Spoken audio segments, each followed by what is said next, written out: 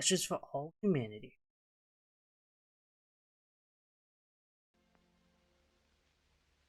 I'm sorry, but I don't want to be an emperor. That's not my business. I don't want to rule or conquer anyone. I should like to help everyone if possible. Jew, Gentile, Ah, shit. Let's click. black man, white. We all want to help one another. Human beings are like that.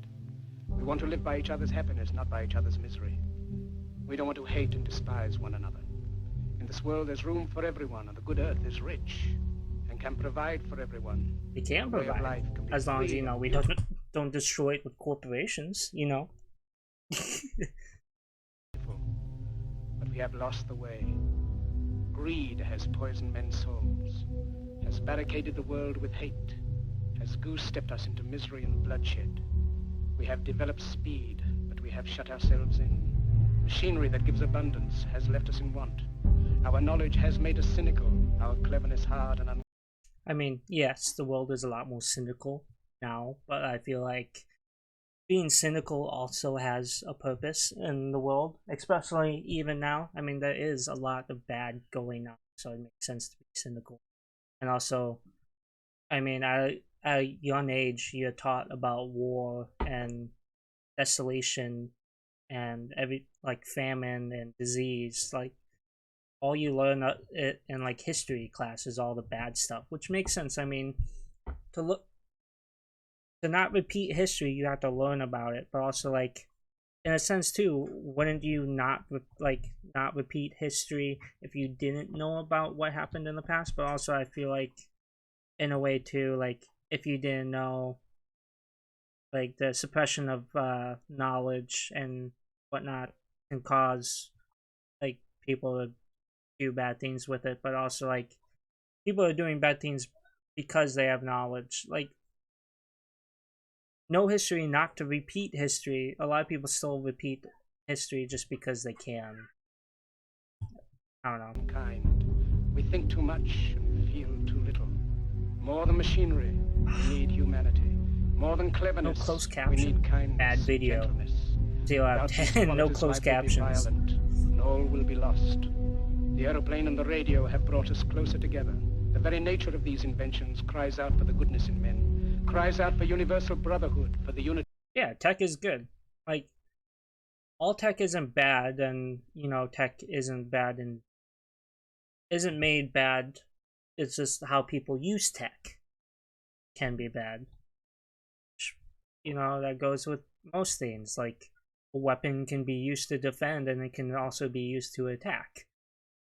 Kind of like why every country has nuclear weapons to prevent other countries from using nuclear weapons. But wouldn't it be better just everyone not to have nuclear weapons? Eh. But yeah, tech brings people together and also brings people apart as well. But also, I don't know, I feel like older generations don't understand that technology brings people closer. I mean, growing up my whole life, I got shit on by my mom, be like, you need to go outside and make friends. I'm like, I have friends. They're just, you know, I don't have to go out to go see them. It's kind of, I don't have to waste time getting to a location when I can just sit down and play games with somebody and interact with them and make memories that way. I mean, granted, it is fun going places with people, like talking face to face with people, but also, like, it's also nice to be able to just, you know, get home from work, you know, sit down at your chair, your couch, you lay down in bed and still be able to interact with. Granted, it does increase the chances of, like, bullying in young kids. Like, some kids can't seem to escape the bullying that happens at school because it also happens online. There's a lot of predatory things online that can occur. Like child predators and stuff like that. They use tech to, you know, get in touch with young kids, and a lot of young kids get groomed by older people because they don't understand. A lot of kids get onto social media before they're, like, ready or knowledgeable about what can occur. Also, a lot of old people get scammed online just because they don't know how the internet works, or they trust too much because they grew up in a generation where all you had to trust people. I mean, that's how a lot of people got murdered back then too. Like, people were too trusting of other people. I feel like a lot less murders happen now because of, like, there's a lot more cynical people. People see it more the bad than they do the good in people, which is beneficial and not at the same time, because everyone has flaws. Not everyone's perfect. So you might run into people that have some bad flaws, but they're still a good person in the end. Like, maybe they don't brush their teeth, and you're like, hi, I can't fuck with people that don't brush their teeth. Shit. What if they have a disease that, and the reason why they can't brush their teeth is they're allergic to some ingredient in toothpaste, you know? Of us all. Even now, my voice is reaching millions throughout the world. Millions of despairing men, women, and little children. I feel like victims of a system that makes men torture and imprison innocent people. To those who can hear me, I say, do not despair. The misery that is now upon us is but the passing of greed. The bitterness of men fear the way of human progress. The hate of men will pass, and dictators die. And the power they took from the people will return to the people. And so long as men die, liberty will never perish. Soldiers, don't give yourselves to brutes. Men who despise you, enslave you, who regiment your lives, tell you what to do, what to think, and what to feel, who drill you, diet you, treat you like... Yeah, definitely don't let people dictate how you feel.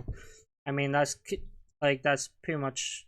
A lot of people fall into the sense of, like, trusting others people's words without taking into account what how they feel about it. Like, say, movie reviews. People, like... I love horribly bad B-rated movies. They're, like, my favorite. And the reason why they're B-rated and horrible is because other people reviewed them as horrible and bad. Granted, I mean, after watching it myself, I might be like, yeah, that was a shit movie. But, like, I at least experienced it myself compared to somebody else telling me how I should feel about something before I even experienced it myself. Okay. Well, like, game reviews, like, some games get put on a pedestal before it even comes out. And, like, kind of like, pre-ordering games. People put too much, like, the reason why companies put games out for pre-order is so they can get more funding, or to, like, sell the product and get the money for the product before the game is even complete. And half the time those games get put out as shit, and they usually have, like, a 30 gigabyte day one patch, when there shouldn't have been a need for a 30 gigabyte day one patch. Granted, you can't catch everything as a game developer, every glitch, everything, because the best stress test for any game or program is to have other people have access to it. And the greatest amount of time, or the greatest time for people to have access to a game or something like that, is usually day one. That's usually when you have the most concurrent players of the game, and they kind of weed out the glitches and stuff from it.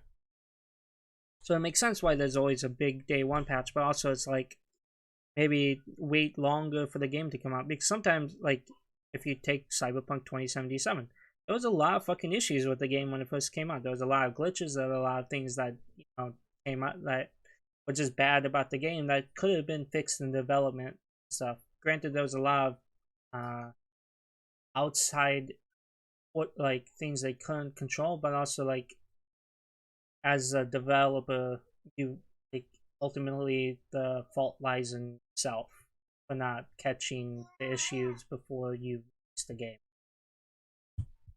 Kettle, use you as cannon fodder.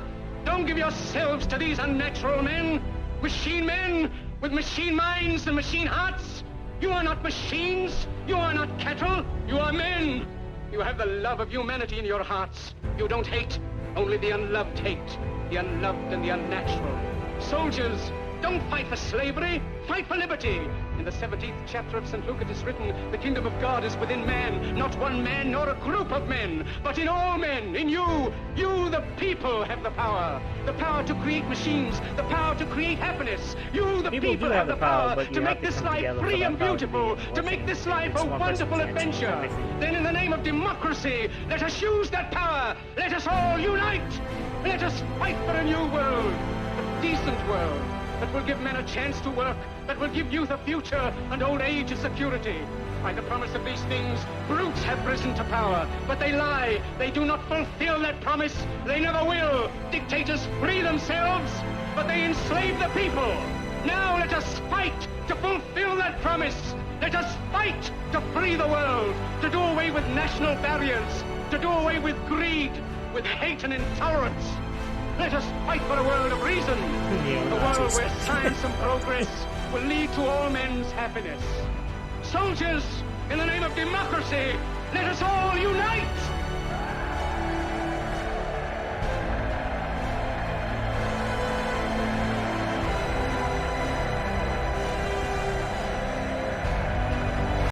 Okay. One of the most inspirational speeches in recorded history was given by a comedian by the name of Charlie Chaplin in the movie The Great Dictator. Yeah. No breaks his silence. Asian speech provides enough things for every man's needs, but not every man's greed. Huh? That makes sense. The world needs this message more now. Now more than ever. That was a year ago. That's around COVID. That makes the most sense. That good. That people would say that. You are men. True. We are men, not machines. But machinery helps us in the end. So doing away with machinery and stuff. Movie clip from the movie.